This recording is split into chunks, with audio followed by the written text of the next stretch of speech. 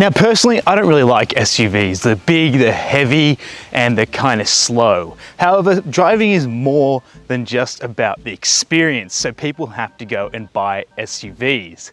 And that's why I've got this. This is Hyundai's biggest SUV that they make. It's called the Palisade, and it's humongous, but it's also really, really quite good.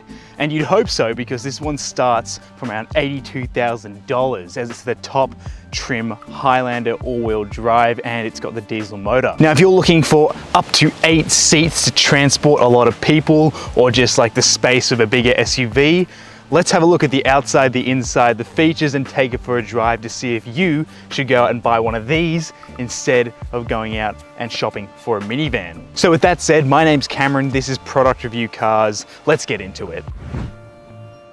Now, I personally love the exterior design of the Palisade, and that's because it is just unapologetically an SUV. It is brutish, it is gargantuan, and it also has a bit of styling flair to it to make it feel a little bit more premium when you look at it.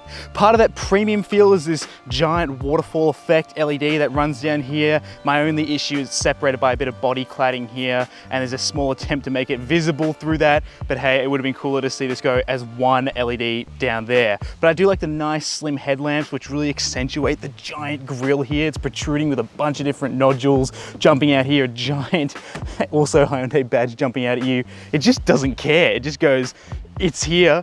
The Palisade is arriving, up to your rear vision mirror, get out of the way, because this giant bonnet also gives a massive presence to this car when it's out and about on the road, or when you're just walking past it on the street. But then, as a car enthusiast, I just don't love SUVs that pretend to be sort of sports coupes with the sloping roof lines, or they have little accents here and there to try and make them feel a bit more sporty. But here, the reason why I like the Palisade a lot more than other SUVs is because look at the side profile. This thing looks like you've been to Yosemite and back, you're going out to the Outback. There is no confusing this for a car that's pretending to be something else. It is a giant SUV. And then I really like the Highlander trim because it comes with these 20-inch wheels, which look fantastic and really complement the whole size of this thing. The fact that these are 20-inch, and I sort of thought they were maybe 18s or 19s, that gives you an idea of how big this car is. You have giant side mirrors to help you look at all that car behind you. You have some little silver accenting down on the sills, which are kind of nice,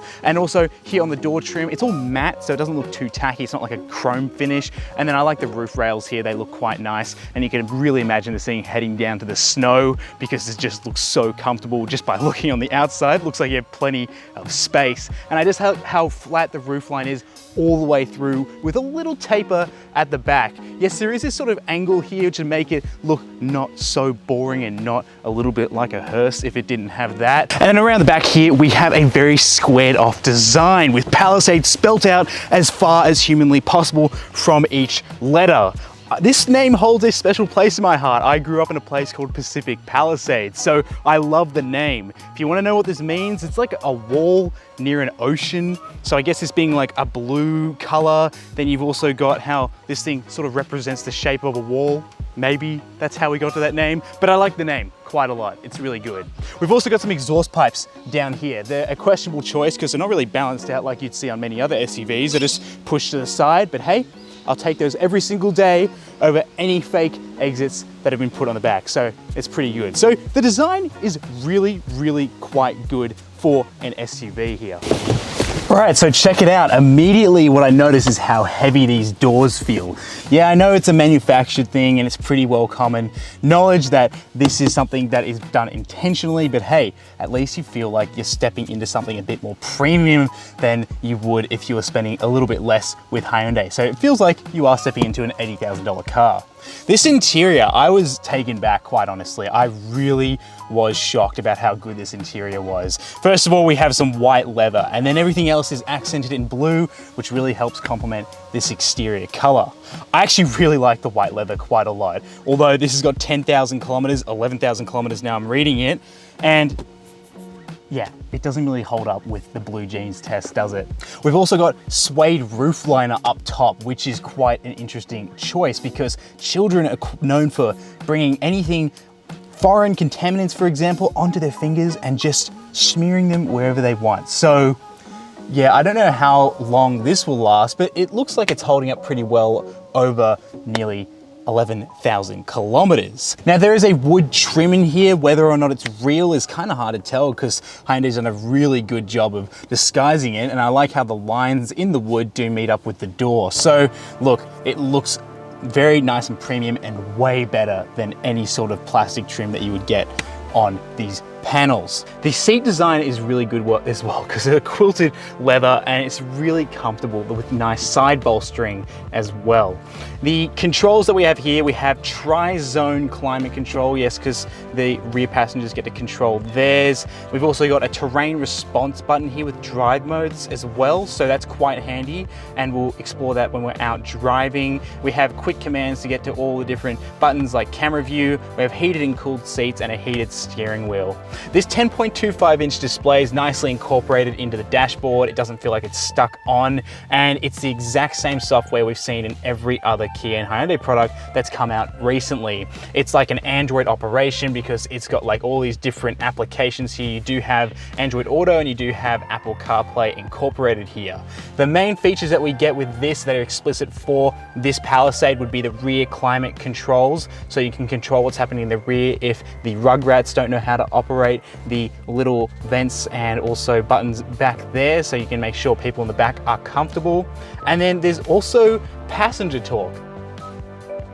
So if I'm talking now, you can hear my voice is echoey, and that's because my voice is being projected from here, and you can hear it all the way in the back too. The center screen in here is really responsive, and it feels like we're getting a far more premium experience than we would in other Hyundai products, so that's cool to see. And it will just read out all the basic information you'd expect, like a compass, safety information, tire pressure monitoring, all that sort of stuff that you would expect from a screen like this. And it's just a nice screen to interact with, very clear. Also do like the little graphical elements of the outer rings of the analog dials being illuminated in the screen, so that's kind of a cool touch.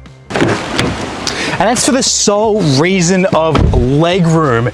The Palisade is a big SUV, and in here I can really take advantage of that in the back seats. Now these are in full recline and fully brought all the way back so I can experience the best amount of leg room. I have beyond reasonable amounts of knee room. My feet can go underneath the seat in front of me so I can extend my legs out and feel very comfortable.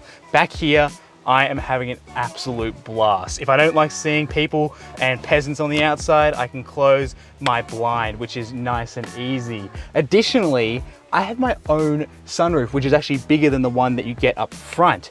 And I really like that because I've had numerous people going, can we close the shade? And they're sitting in the back because I don't like the sun coming in. And so as the driver, you can have your sunshade open and do whatever. And in the back, if I want to be all encompassed in here, I can ask the driver to close that for me and feel nice and comfortable.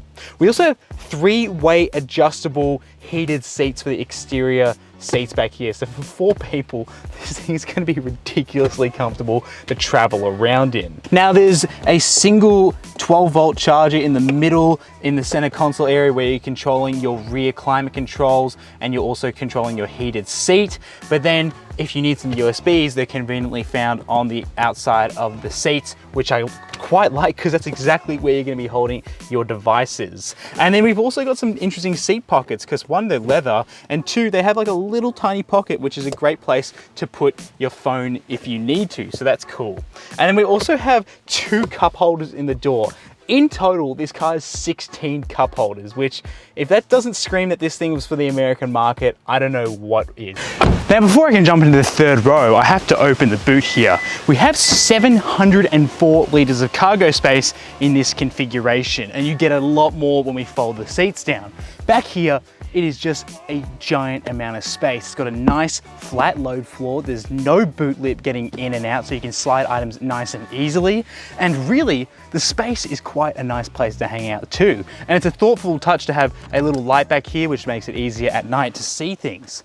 Now, this has a giant carpet back here. This is like bigger than the rug in my house because it's just covering up all those little nooks and crannies to make sure that when you throw things in and out if you're not using that third row often, you can cover it up nicely. And you also have some little cargo hooks back here if you really need them. The third row. But then underneath here, we also have some little bits of storage for the actual luggage blind. And then we've also got a sort of used car jack here to help us bring up the car for any emergencies. Now, if we want to make use of all this space back here, we've got to obviously make sure that our seats are ready to be folded, and then with some buttons back here we can fold the left hand and the right hand side, and that will give us a 60-40 split configuration. But more importantly, plenty of room for activities back here.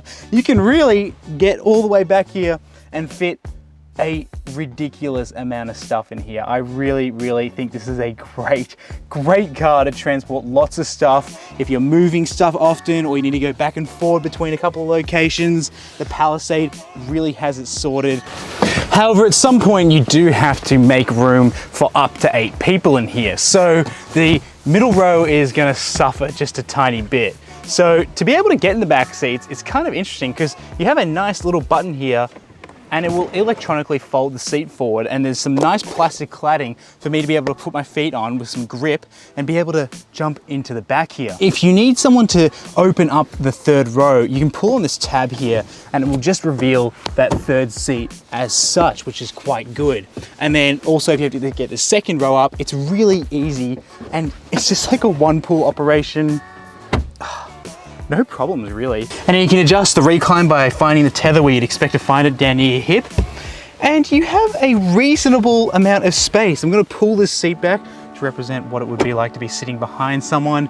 Look, they have okay amounts of feet room, so I can sit back here as an adult quite comfortably. As a matter of fact, I have plenty of knee room here. However, this person might not be so friendly and want a bit more leg room. So even coming back to there, I have actually okay amounts of feet room underneath the second row. And also you can come to a point where this person can recline. However, that's when my knees are quite jammed up behind this seat. So I'd recommend the other person to sacrifice a bit of their recline so an adult could sit back here. As for this middle seat back here, first of all, I'd have to adjust the recline here. Ugh. And look, this is not gonna pass for any adults back here. You can squeeze 3 adults back here if you really had to, but you're gonna really hate those people and they're gonna hate you if you make this middle person sit in the middle seat in the third row. So under the bonnet here, we have a 2.2 litre turbo diesel motor, which puts out 147 kilowatts and 440 Newton meters of torque. Now, if you watched any of my previous reviews, that is a familiar motor that we've seen in a few of Kia and Hyundai's cars, but mainly seen in the Sorento, where I actually found it to be very adequate in its application, even though it was pulling around a big SUV. And at the time, I thought the Sorento was a big SUV, but now we're in the Palisade, which is the biggest and heaviest SUV that Hyundai makes. And look, it's a fine motor and it does a great job at pulling this car around. And here's why. Well, we have low down torque and it's actually really accessible from really low down the rev range. Sure, you do get a bit of that trucky sort of diesel sound when you put your foot down a little bit and it does sort of hum around in the background, but it's not that bad because there's heaps of like sound deadening underneath the bonnet, and there's also plenty of sound deadening between you and the motor, that it's actually pretty distant. Even when you put music on and stuff like that, it's kind of nice because it's a quieter diesel. It's not as bad as some other diesels found in some other SUVs. And that turbocharger comes on nice and strong too. It's really nice and linear. It doesn't come on as a huge kick, which is my main concern when I first drove this 2.2 litre diesel. And also the power is there, so it means that you can get up to speed just fine without having to worry about wheezing the car or stretching out every single RPM just to get up to speed. It does a really good job of powering along and certainly would be really good for highway driving. And then the immediate thing that I noticed with this car was that it does feel a lot more premium to drive around in this than it does in other Kia and Hyundai products. And I feel like the suspension setup in here and the steering feel and everything has been done very well here. It's been done on a point that feels like I can coast over really awful parts of the road and speed bumps and whatnot and actually just cruise along just fine. There's no awkward thumps, there's no rattling, there's no rocking of the car. It really does behave as you would expect a big, comfortable SUV to drive around in, and it is a premium driving experience, that's for sure. You're not buying a lesser driving experience on the around town circuit, and also for a comfort point of view when you buy this. Now, since this is a squared off design, there's not a lot of weird design compromises. I have a really good view out of the cabin. There's some slight tinting that's quite obvious on the second row and backwards, but it doesn't obstruct my view in any sense. What you do get is a nice flat belt line across the entire window area, and you do feel like you've got plenty of visibility.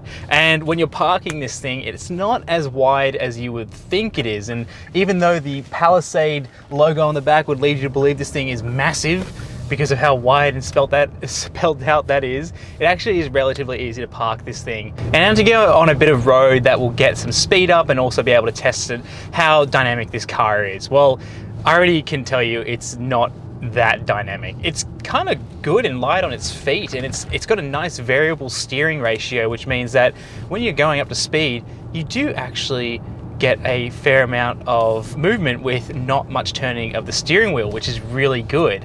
And that's partly helped because I'm using the drive modes at the moment. I've got Sport, Eco, and Comfort, but I leave it in Smart because that's what's going to give me sort of the all-round experience. If I want to be in Comfort and the car detects I'm driving like I would hope I'd be driving in Comfort, then it would put me in Comfort. And then if I'm driving like economically or in traffic, it will put me in Eco.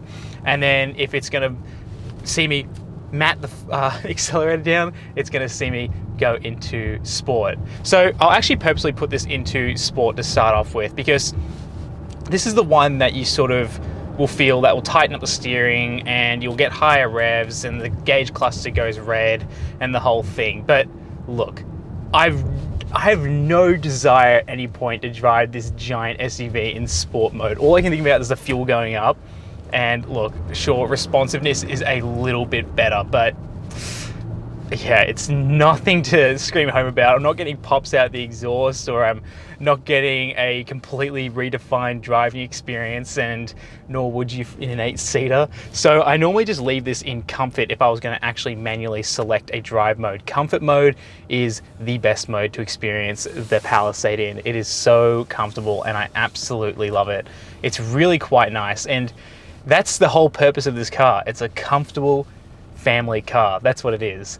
And that's what I really love about driving this. It's really, really, really comfortable. The seats, the creature comforts, the infotainment, the driving experience. It's like all very effortless. So overall, the driving experience in the Palisade is really quite impressive, and it's what really swept me off my feet when I drove it. I love all the features, and the build quality is definitely a step up from the other cars, but to really justify the price, it has to drive quite well, and it certainly does. It really is impressive, and it's not just me saying this, it's a lot of different reviewers both here and overseas which really are impressed by the Palisade's driving dynamics. It's quite a step up from these cars that you expect from Hyundai to make, and it is a genuine premium product. And this is something that I think Hyundai is battling with internally, because they also have the Genesis brand, so you can get the Genesis GV80, which is a little bit similar to this one.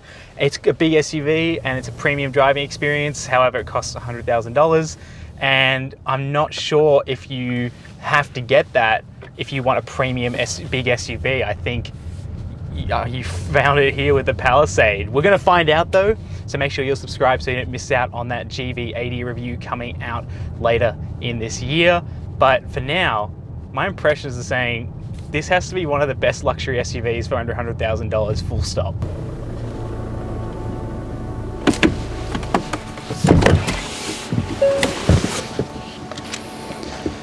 Now the question is, should you spend $80,000 on a car like this? Why wouldn't you go spend 20 grand more and find something that's $100,000? Well, here's the brief. You're not gonna find a car that is this big, with this much space, with 8 seats, for less than $100,000. This thing has an incredible amount of luxury inside as well, and I really think it's doing everything right to justify it costing $80,000. I mean, do a cross shop between anything that costs $80,000 drive away in this market with an SUV. You're not going to find anything in this size. You're not going to find anything with these sort of features.